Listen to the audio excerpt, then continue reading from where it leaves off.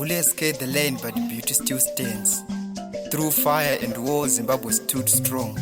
Her soul soaked in sacrifice, yet her skies still shine with hope. From pain rose a land of beauty, where freedom dances with the wind. This is Zimbabwe, scared but never broken. Nyika inovakwa nevene vayo.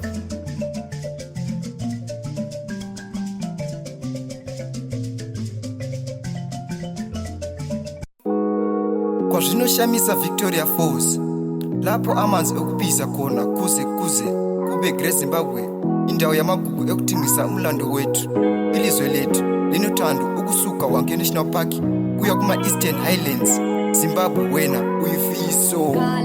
Eish, Zimbabwe inyika yavatema, Zimbabwe inoyevedza.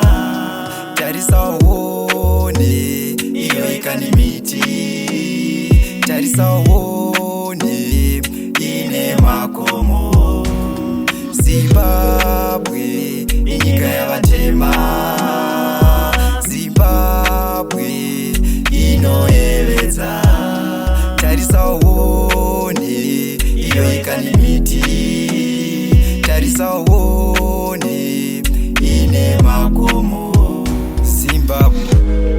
Zimbabwe hama dzangu, ngatiise musoro pamwe, tibatsirane. Wakanganwa here zvakaitika pachimoyo? Ropa kudeuka tichirwira iro rivhu, ropa kudeuka tichirwira iro rivhu.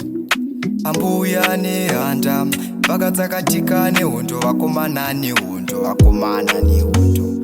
Isu taigara mumasango tichirwira iro rivhu, kurara nenzara tichirwira iro rivhu. Sekuru Kaguvi vakatsakatika nehondo, vakomana nehondo, nehondo, vakomana nehondo, nehondo, vakomana nehondo. Saka ndati ivhu iri vakomana, ivhu iri, ivhu kuvanhu vatema, ivhu kuvanhu vatema, ivhu kuvanhu vatema, ivhu terema. Zimbabwe, Zimbabwe inyika yavatema, Zimbabwe inoyevedza. Tarisa uone inoika nemiti, tarisa uone ine makomo. Zimbabwe inyika yavatema, Zimbabwe inoyevedza. Tarisa uone inoika nemiti, tarisa uone ine makomo.